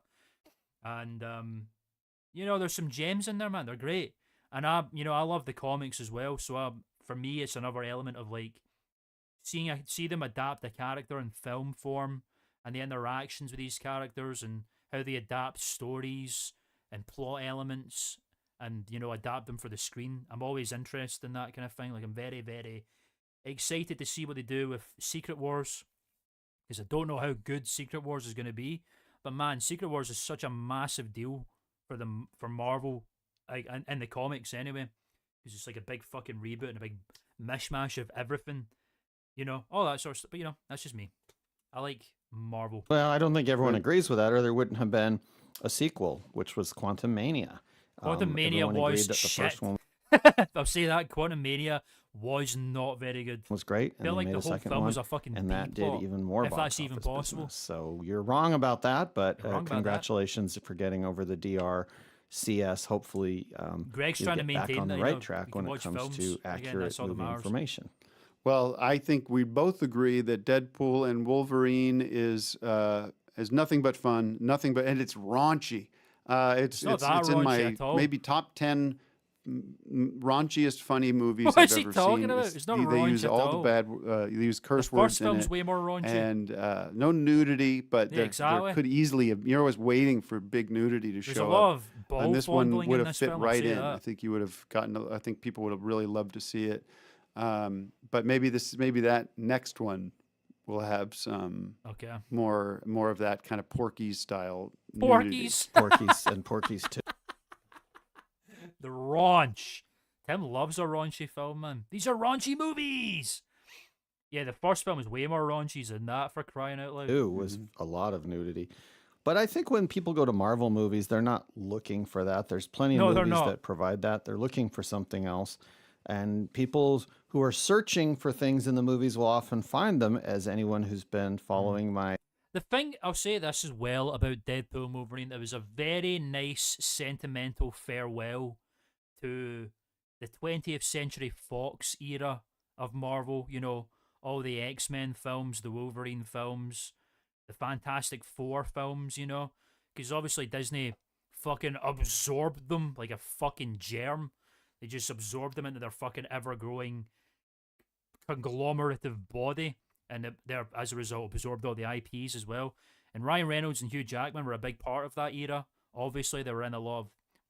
Hugh Jackman in particular was in all the X-Men films. Ryan Reynolds was in The Wolverine, I'm pretty sure. Or X-Men Origins Wolverine, I think it was in. And it's a nice send-off for it. They kind of take a lot of the forgotten characters of the Fox era and go, you know, we were here first kind of thing. We're like the OGs of this particular era in history for these films before it became massive. So it's a nice goodbye to that era and like hello to the next step for these people. I thought that was quite sweet. Movie trivia expertise. It's the scavenger treasure hunt this summer knows. Seek and ye will find when it comes to movie expertise. And we've had a lot of success with it. Have you been checking in each week and, I'm sure Tim has been answering the questions? Because there's a big prize. Maybe people would think it was what is the prize for this one? A little unfair if you ended up taking away the big prize, but it's still worth trying. Have you been? Are you talking to me? I thought you were hypothetically asking the audience. No, I can't. I'm not messing around with those kind of games. So I have not been paying attention. Well, I wouldn't call it a game. I'd say it's more of a quiz or trivia game or trivia Right, it quiz. is a game. So you've clarified that, and you can call it whatever you want, but it is essentially a game, and I don't play games. I don't play games. You're you know, my job right now is to provide this information for you to really. I'm in the process of rebuilding the High Network from the ground up. Well, this is a big part of that because this has been the most successful thing the High Network has ever done. And this brings up this point because as we have not talked about this, but we are going through significant changes at the High Network. Oh, really? We have to dramatically scale down because of the separation from the Amato Group. Okay. And that's a positive thing, but we are going to be making a lot of changes when it comes to our no more staff, five-star dining, which is included, and our infrastructure. And no more awful you're podcasts. really on the So bubble I don't have to here listen to them because ever of again. The money you've spent on the scavenger hunt and various other projects and assignments you're giving to. This is bringing in new subscribers. I just want to say something. That's done in Adobe Premiere. They take this element here. I can't remember the name of the effect, but I've used it in a couple of things. I think it might just be called Wiggle. I think it's a wiggle effect. So they take this separately. This is a separate element. And then they put this element here, slap it in the middle, put on a wiggle effect. Subscribers. And it wiggles. And then they export it. Because of the interactive like a flag, movie trivia, which is what people are looking for this summer. Well, that'll be part of the reevaluation process. But I want to say this to you, and I want you to be very, It gives me very weird vibes after what happened. You to understand. Don't know why. Because obviously the High Network's kind of built on that whole thing. And then that happened. I don't know. This clearly it just popped in my head I understand there's some settlement taking place due to what Joey, your friend Joey, no friend of mine, friend Joey, what he did to you. Don't show it. And I can't believe he threw the movie buff, man. I'll never forgive Joey for that. Joey's a good guy, but come on. I want this to be clear. By accepting that settlement, you're acknowledging that the things that the lies that the Amatos have told about me and about the High Network and about you, you're validating that. So this is where we stand. If you accept the settlement money, you can say goodbye to the High Network as a home. Fucked up. So now mean, man. you can accept the settlement money and immediately transfer it into the high network Tim, you're coffers such a or scumbag, into man. back in. Basically blackmailing Greg. If you take that money, you give it to me, or fuck right off. Is Joey good? He's good now. I don't think he was particularly good then. Into the business, and that's a route you can take. But I would. Oh really? No, that's sweet. I'm glad that she appreciated that, man. I'm proud of her. GG's. I would love to have a blanket from your wife. It sounds very comfortable if it won second prize. Sorry, prize winning. Was it prize winning? Yeah, prize winning fucking blanket, man. Fuck yeah, it sounds cozy as all shit. I'd love that. Well done to her. I'm glad that she got a kick out of that. That's so sweet. Encourage you to choose option so nice A to or hear. B, which is either refuse the settlement money. I'm not going to do that. And, you should take the money. Or how are you going to know if you Greg accept takes the the settlement money, it's got to come with a pledge that will be transferred immediately into the high network organization so that we can better use those funds than you're capable of. But Okay? I'm the one that's talking to the Amato's attorney, and that what you're saying is not part of the information they're giving me in terms of accepting it. At this point, they're just trying to figure out an amount that would make some of these issues go away for them. So they didn't say that I have to spend it in any particular way. Well, I'm telling you, forget what they say. They can say whatever they want. Well, they're it doesn't the ones matter. paying. Well, you're not. Then even though you brought Joey into the fold, but they're the ones that are paying, and I will spend the money on the high network gladly nice. Because I would like to see some things change. Well, but you can't be buying yourself into a leadership position within the high network. Yeah, you can. No, if you're paying. You're misreading it. So the Amato people did because they had no expertise.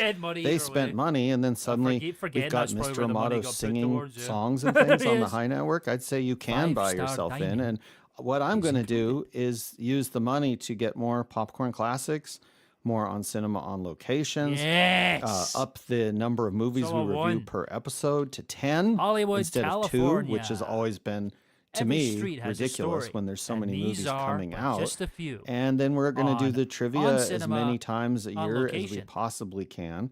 And just really get everything movie centric. Get rid of the massage stuff and just really focus on movies. And that's the best investment that I could possibly make. And you'll benefit too, because I'll use some of the money to buy tickets for you to see some of these movies. Oh, Greg, that's so sweet. Well, I wasn't following a lot of that. I don't think you're in any position to dictate how the money is going to be used, frankly. And my advice to you is to refuse the money. We'll do it on our own. We don't need that blood money to make the high network great. How many popcorn classic segments could you produce of 800K?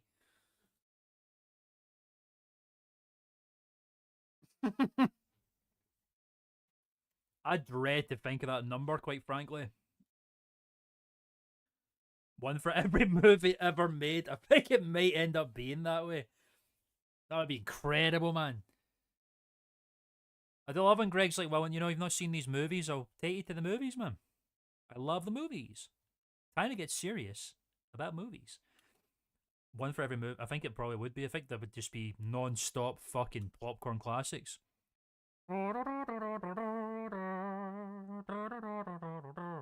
do need it, so... Well, you don't deserve it, and I'm not going to get into it on the show because we're here to, unless you want to not provide a rating for Deadpool and Wolverine, which makes me question your priorities when it comes to movies. Because now you seem to be, you've got dollar signs in your eyes, and you're one of these ambulance chasers, one of these people that gets themselves into. I have evidence, by the way, that that the injuries that you sustained were self-inflicted. Look, it's the on cinema colors as well. They even noticed that. Interesting. And that that actually Joey Amato's not at fault at all. I could easily go to the Amatos with that information, but I'm not there yet. But you've seen the footage. How would that be true? The footage, that's the evidence. And that's why they're paying me, and they're not paying you. Yeah. They're not paying you anything. If anything, they're going to sue. Although, like I say, if he keeps spending money like he was on fucking movie props, that shit could go away like dust. You and take money from you. All right, I'm not. We're not going to talk about this on the show. I'm just telling you, You have been talking if about you it on the take show. that money You're and still don't talking about it on the show. transfer it into the high network without strings attached, then you could say goodbye to your home here at the high Well, network. strings John attached Stott. is a pretty Is that the guy that was doing it? I sinister can't way of recognize that name. saying Am I forgetting something? just good information, good advice on how the high network could actually shine and thrive instead of going down the toilet. So I wouldn't say it's strings attached if I put money into the network so that we can review more Movies. Thank you very much. Your Nice, rating on Greg. Deadpool. 5 bags of popcorn. 5 bags of popcorn from Cool. me. And finally, film. we're going to talk Did about talk about it Beetlejuice. barely at all. Beetlejuice, a movie we haven't not seen seen this. because it has not come out yet. Unless Why did they make Bob a fucking like central character, man? I don't understand. Yeah, I've not seen Beetlejuice. I've obviously seen the first one. I think Beetlejuice is an incredible film, man. I mean, I think that's Tim Burton's finest hour, quite frankly. I think it's Tim Burton the movie, quite honestly. I just love it, man. It's so out there in terms of the aesthetic and the vibe and the characters and the comedy, all that kind of stuff. It's just a very strange concoction. That is incredible. It's such an incredible vision, and I love it. It's just thriving. It's an amazing film, Beetlejuice. you've gone to some advanced screening. I need to have. see this at some point. Well, let me put it this way. With sequels, I haven't seen Beetlejuice, okay? Greg just said he went to an advanced screening, so what's he trying to say? But with sequels, there's a kind of a weird, what we call hack. You hear about life hacks. My God, he's talking about life hacks. Was this guy the late King Cobra GFS coming at you with a dank food hack? This is kind of a phrase people are using now. If you Oh, can't man. afford to see a sequel, say you want to see Beetlejuice, original but you bad boy can't of afford Hollywood. it. Because Beetlejuice is essentially Beetlejuice 2. Yes, Watch Beetlejuice twice. And that No. gives you the same, Mm. similar experience. What are you If talking you about, can't Greg? see Jaws 3, see Jaws 3 times. Well, this is Tim Burton again. What He's is he back talking about? directing Jenny Ortega, Monica Bellucci, and Johnny William Depp. Dafoe. Johnny Depp's not in this. I Greg. don't see Johnny Depp listed here. There you go. We're gonna have another fucking letter sent to your man. After a family tragedy, 3 generations of the Dietz family return home to Winter River. Still haunted by Beetlejuice, Oh, Lydia's life that is house, turned man. upside down when her teenage daughter Astrid accidentally opens the portal to the afterlife. The juice is loose. This will be a fun movie, but you said I don't see. I'm looking at the full cast here, and I don't see Johnny Depp Michael in this Keaton in movie. this is He's phenomenal. going uncredited, which absolute drivel, absolute bollocks, Carl. is something that has happened with a lot of great performances over the years. They go Absolute uncredited, twaddle. and it's Or kind of a little inside joke amongst movie buffs. But we know that Johnny Depp will be there and will be He won. in the lead role because Tim Burton isn't- doesn't make a move without Depp anymore. Well- He's had a couple What? Michael Keaton is the original Johnny Depp. Greg. of high-profile Thank you very failures. They were great movies, but financially they didn't really work. And so he and Talking Depp about- made a vow to each other. Let's Made work a vow together. to each other. They fucking turned into blood brothers. We'll never do a film without each other. Let's make these movies the best we can make them. Shut and up. The best that any filmmaker can make a movie is to include Mr. Johnny Depp, who, of course, if you've seen the Pirates think of the at this point he Caribbean, you was don't very see much any of balls those without deep. Johnny. Wasn't 2024 the year when he was like balls deep in the legal issues of Amber Heard, or was that 2023? Depp, do you? No, I but don't that's think not a he Tim was- Burton he movie. was so- preoccupied. No, at but it this should have point. been.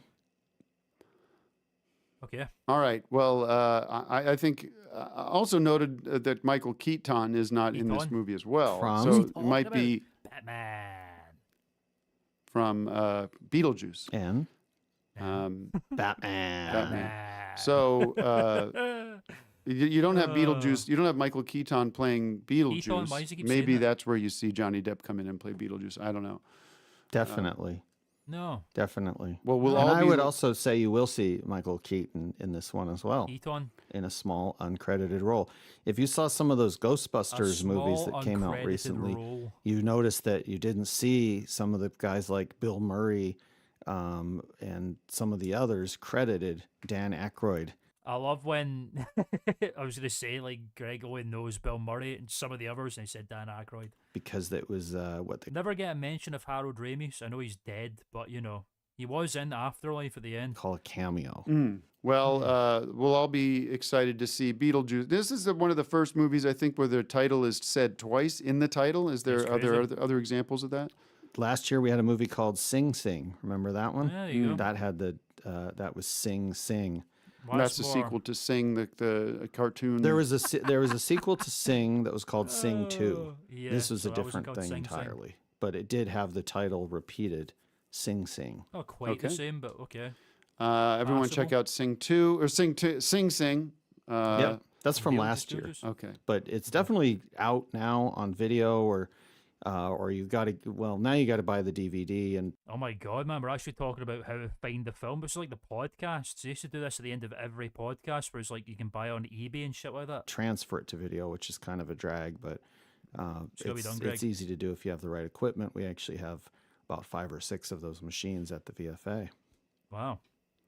All right, that's it for our All right, summer that's it. recap. Wonderful. This has been a lot of fun. That I was a love lot of fun. all Thank these you, Tim. movies. I think I'm That was a definitely going to straight 5-bagger preemptively. year, And this is 2024. I'm going out in front of this a little bit, which can be dangerous, but I love taking these kind of risks.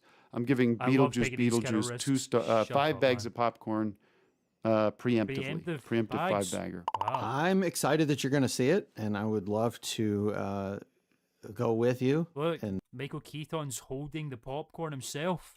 we could maybe get some dinner or something, and then Aw. go see Beetlejuice. How I'm going to sweet. withhold my rating until I see it because I do This take was fun. It pride was a in good, the I like the accuracy of summer my recaps. ratings, I'm and I excited do for the not 2025 want one to as I've not yet seen ruin that and it's perfect track visual as record well by as audio. speculating. That'll be good. I want to give the actual rating that it deserves, but I do think 5 bags of popcorn is very 2 likely. stars. Okay, we so we've would you put that at 90%?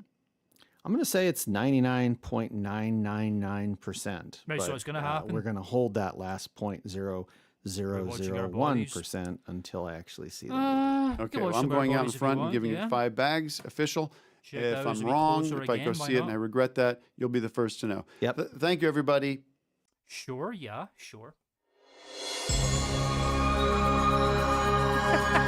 ended. That's hilarious. All right, thanks. That was it. Thanks everybody, and it ends. Ladies and gentlemen, that was it. That was the 2024 on Cinema Summer Movie Recap. God damn. And we've only got these 2 left for bonus content. And then we have Movie House. And then that'll be it.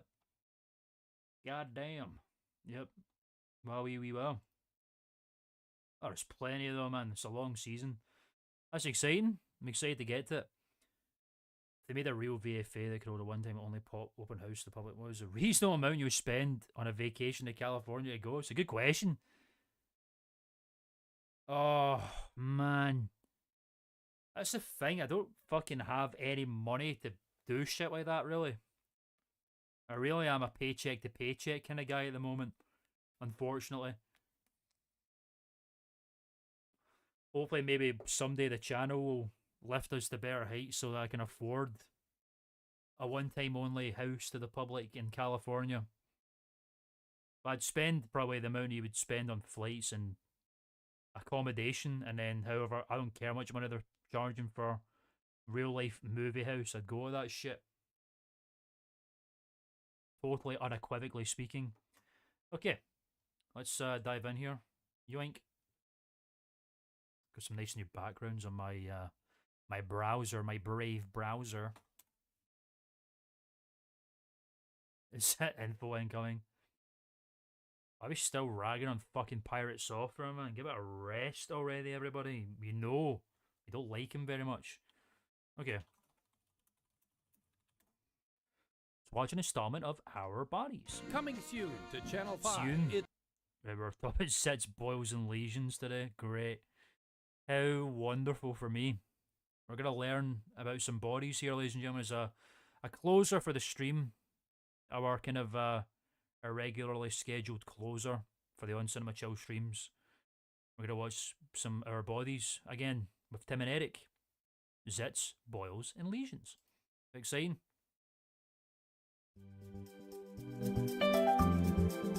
I love these intros. Hi, welcome to Our Bodies with Tim and Eric. Today's episode is I love about Tim's face whenever he looks at Eric, man. warts, zits, and boils. So unsure about him. We're going to have an in-depth look at some of these skin conditions that can cause us a lot of stress and anxiety. And stress, you know, let's be honest, they don't look very nice on your No, they skin. don't. Doctor Doctor? Larson is with us. Thank you, Dr. Doctor. Larson's for with being us. We're here. going to learn about bodies. Dr. Mark Larson. Yes, glad to Mark be here. Larson. Well. Well, So, well. what is a zit? Let's start there. What is a zit? Well, basically, question. as you Well, said, question zit mark is zit. it's like having one pimple. Acne is a bigger scale problem. You just call them spots over But here. it's basically an infection in or on the skin. Very common. Infection? No. Why are we getting Not them real. at a certain age? Say when you're in your teen That's not years. real. That's not what it is. It's not Why an are zits infection, is popping it? up all over teenagers' faces, making them look Isn't like it just freaks, trapped like pizza oil face? underneath the skin? I don't know if medicine even really knows why, really. But there's Here's what of I'd like to course, dial in on. There is the white pus that comes out of the zit Or when yellow. it's popped. Called That's so the satisfying. whitehead. What is it? Why are we making it? Why does our body produce it?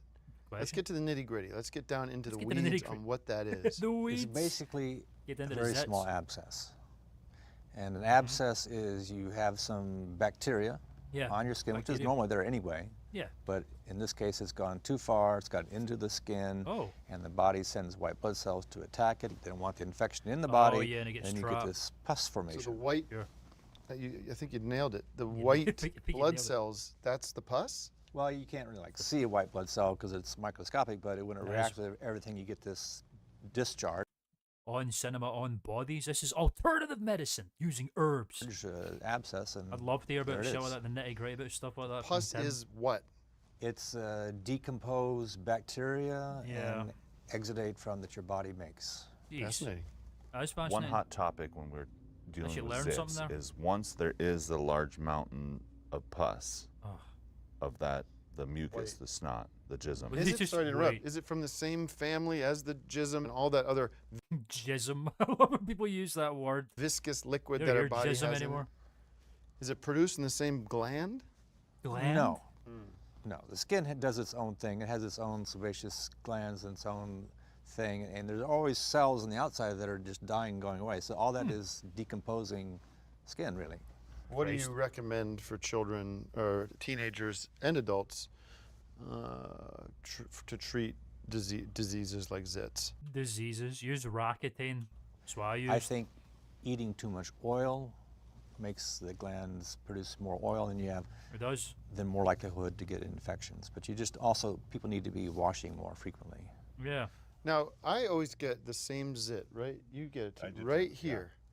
I used to get really bad. I used to suffer pretty badly with acne through high school. I used to get a fucking big sucker, man, like proper Rudolph-sized spot right in my nose, man. Oh god.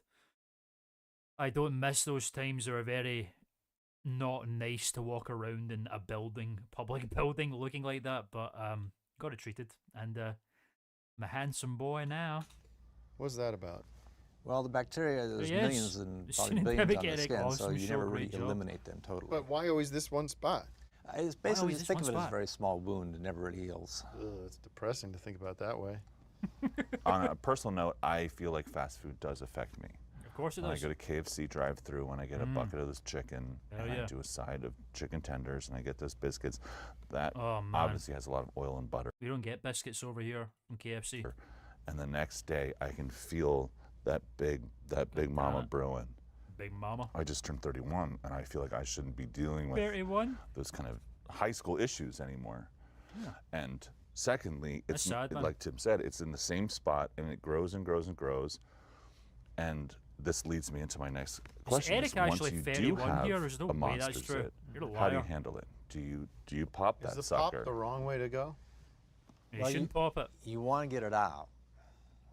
And of course, most people It's say causes scarring. see your doctor, dermatologist, have them do it. But that really, as you know, it's not really going to be practical for most people. They're not going to do that. So you do want to, like popping with it is like everyone has probably done that sometime in I their love life. It that. might It's be so routine for satisfying. some people. So yeah. But then you've got to You get clean the scarring area though. pretty Listen, talk about scarring. You can scar your fucking face doing that. well, don't you think? 43. You just turned 31. You're a liar. Yeah, if you could do what you could do is make sure you get everything out and put some cloth on, like a tiny piece of toilet paper, and act like a Dog wick. or and marks, seal ten. it Again up. with the cloth. This is his. If I go to him as a doctor, I might as well just walk in with a roll of toilet paper. No offense, but you understand. This is now the second episode you've brought cloth Second episode. to the table when it comes to dealing with Cooperative. problems. Is there a It's not I'm particular? a little dubious about that. You have to understand. You have to After understand. that weekend of KFC, I was going through a thing with my family, and, My vape just died. and the wife took the kids out of town, and I got the zit, and I Hard to listen to, man. I did a big pop in the morning. I left a bunch of the pus Yeah, I've done on that the before mirror. as well. I went to work. I get a text from her that day. Oh my god, this is so emotional, man. I love these stories that Eric comes up with. We have to talk. And she called me up. I took a break from work, and she said, "You motherfucker, there is jizz all over the..." Hey guys. Oh shit. DoorDash some biscuits from across the Atlantic. Yeah, buddy. I would fucking love to do that. Thanks so much. Klmato for the $4.99 for some KFC Cross Atlantic biscuits. Thanks so much for that, brother. Sincerely appreciate that, man. Your generosity, as always, is sincerely appreciated. We're getting close to the fucking AdSense. They've got a fucking threshold on this shit. It's very fucking annoying, but we're getting close to it, and this helps sincerely. So thank you so much for that, Anthony, the goat. I'm more of a burritos guy myself compared to tacos, but tacos are good too. But I prefer burritos. Oh shit! I believe in the power of biscuits. Do you? Thank you, Anthony. Sincerely appreciate for the $4.99. Brother, big ups. The mirror, what was going on. I told her, first of all, honey, it's not that big of a deal. You know, it is Isn't that big of a deal? technically Queen it. jizz, but It's not jizz. the upper... Right? Greg, for Eric, man. You trying to call him Greg? She God said, damn fuck it. you, like, we're out of here, and she took the kids again, and so Again. I just feel like this I love Eric's like progressive story stuff that he does. I love that when it's Tim's kitchen tips, you know, when his fucking house is flooding, and who knows what the cats are. the reason why that's a pretty important part of our bodies and our relationships, and it's just... Heavy subject matter. Sorry, Eric. It's alright, bro. Jeez. Why don't we transition Anyway. to another body issue, and this is called warts. This is called What is warts. a wart? What is A a wart wart? is a skin growth Yeah. that usually has an origin from a virus. How and warts come from interacting with frogs, and that kind Well, of sort, the People have reptiles, said that, but isn't that a rumor? amphibious Or animals, a myth? or not? No, Okay. no. Though there are things that are transmissible, you could catch from an animal. A wart would not be too likely. No. So that's a myth. That's a Myth. misconception Hold that on. people have. Let's get a second opinion. No, I hate this. Hi. I'm Dr. Second Opinion. There is Dr. Second Opinions rolling up. The origin of skin Yeah. warts was recently discovered to be caused by the usage of Toad's Total Oil Skin Cream. One of the first products from Myers Superfoods. The cream, made from Okay. condensed toad skin, was quickly recalled, but the damage had been done, and warts have spread across the world. Myers Superfoods has recently developed a new product for wart removal. Toad Oil Wart Removal Cream. Interesting. Available at It's bland. The Onion did an amazing series up to this. Working around America. Holy shit. That sounds very Onion-esque. I need to check that out. We did talk about The Onion in the On Cinema episode of Perspective, where we talked about The Onion because the people involved with The Onion were involved in the creation of Thing X. That's very interesting. I need to check that out. Like working around. Interesting. Interesting. Let's talk about other warts, other viral infections, Eric. penis warts. No. Genital warts. Get in the words. Is that the same thing as the frog warts, or are we Well, talking a wart is going to be the same thing in terms of a virus in a skin growth. It's just the location. So, But why do we call them STDs then? That's different. Because they are transmissible by direct contact. So when one wart from the vagina touches the penis, that wart on the vagina can interact with rub against the penis and then transmit the virus. And then a couple of weeks later, that wart shows up on... Yeah, sounds like a Thing X kind of thing. So a lot of the content on Thing X are around that kind of dystopian, kind of fucking odd, bizarre, vibey kind of like content like that, where it's like, you know, BuzzFeed kind of content or Vice kind of content, that kind of stuff, where it's like weird documentary, weird off-kilter nonsense. The penis. The Thing X style. Exactly. Okay. Not with me, though. Thanks, Tim. Now, if you're engaging in oral sex and you use a tongue on the vagina or the anus, this is too much, man. I hate can this. you get a sexual wart virus from that kind of scenario? That? Just Is that me? Oralingus. Is that me? How do they know? What am I doing there? Ew. And analingus. Yes. No, okay, Terrific. We burp. Do they make prophylactics for the testicles? Not for the testicles that I know of. Okay. Be an interesting innovation. There is no way to really cover that. Some people have thought of the liquid latex that you can spray on or dip the testicles in, and that kind of coats it. We just don't know medically if that will stop the transmission of penis. That'd be so satisfying, dipping your nuts into some wax, man. That'd be so fucking cool, because wax hardens like rapid style. Warts or... Well, latex on all that hair would be a problem, I would think, for that person. Well, millennials shave their balls now, so... Would the worst case scenario be, I'm picturing a wart developing on the very tip of the penis. This is fucking puerile, man. Covering the urethra. I can't say that I've seen that, but if it happened, it would be a problem. It would be an obstruction. Yeah. Pee as hard as you can, and there's nowhere for it to go. Because this flow, the pressure coming from your bladder is not strong enough to punch through that wart, in my experience. Well, my experience. There you have Oh. Well, temp wax, yeah. Yeah, it's just foul, isn't it? Why do they get so visceral in this fucking shit? Why are you telling me to watch this? Thank you so much, Doctor, for being with us today on Our Bodies. We got very deep on the important issue of zits, warts, and other lesions. Dr. Like Larson has been very honest with us and very informative on what you can do if you do experience a zit or a wart in someone. What is it? We didn't talk about lesions at all. What is the zit? What is it? Where does it come from? And we hope that this has been very educational for all our viewers. Please check in next week when we deal with another issue, penis and vagina. Thank you, Doctor. No. Even worse. Pleasure. Got a little wart here, if you can see. He just shook his hand right there. Got a little wart there. Yeah. That's hilarious. You're evil. Penis is a soft tissue, muscle, and Who said I had one? glandular. I'm a fucking corporeal being. This is just me in my solid form. Don't you know? Okay.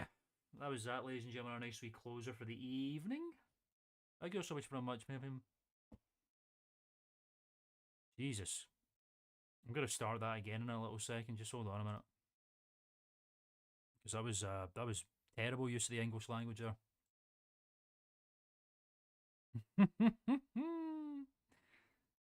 Where's the music? Oh, he's mute. Oh, my shit fucking mudded. Okay. Thank you all so very much for tuning in for this latest installment of the On Cinema Chill stream, everybody. It was wonderful to see you all. Thank you all so very much. Yeah, I'm gonna go. Gonna do a little bit of script work before hit the hay, continue some script work on this next installment of Creator Perspective, and in the meantime I'm going to be continuing to edit the audio for the current Creator Perspective that is going to be coming out very, very soon. Like I say, keep an eye out on the channel for updates on the community tabs and all this kind of stuff. When I eventually roll out channel memberships, I'm planning on making one of the incentives like way more deeper behind the scenes. So like I'm gonna tell you what the topic of the video is before anyone else even fucking knows. And all this kind of shit if anyone's incentivized to do so, but there's a couple more things I want to take care of before we roll out memberships. Ideally, maybe some more consistent eyes on the channel would be nice and all this kind of stuff, and other things I'm going to plan to do. I miss you too, buddy. Thank you so much for that. But yeah, tune in next week for, oh boy, I don't know if next week may be the last installment, you know that? I think it might be. No, it won't be. It'll be 2 more after this. It'll be Movie House, and then we're watching the movie wrap-up, and then that will probably be us for the time being, for the foreseeable future. So we're, yeah, pretty much 2 weeks to go, I think, and then that'll be it, I'm afraid to say, which is incredibly depressing to think about. But don't worry, more chill streams will be coming out soon on other topics. Hopefully you enjoy that, and hopefully you tune in for them. But in the meantime, it's time for me to go, everybody. Thank you, Klmato, for tuning in. Good to see you, buddy. Well done on hitting the number 1. Thank you so much for the $4.99 dono. I appreciate it very much, buddy. I'm always angry at tourism delayed yet. The number 2. Thank you so much for tuning in. Good to see you, buddy. And Paul over the number 3. Thanks for tuning in. Good to see you, buddy. And E.E. Wilson. Thank you for tuning in. Good to see you all. Enjoy the rest of your weekends and enjoy your week when it comes. Hope it's nice and smooth and snazzy for you all, as it very much should be. In the meantime, I'm going to go. So yeah, I'll see you all soon. See you all next week. Stay tuned in at the channel for content updates and career perspective, video essay, documentary updates, and all this kind of shit. Cool stuff is coming. New video will be out hopefully soon. Like I say, I'm gonna try and crack the fuck down on this edit when it comes to editing time, and get it out, because it's gonna be long and it's gonna be very interesting. It's gonna be very informative. So yes, I hope you're all looking forward to it as much as I am to releasing it. Yes. I'm gonna go. So goodbye, everybody. Catch you all on the funny pages. See you all on the funny pages.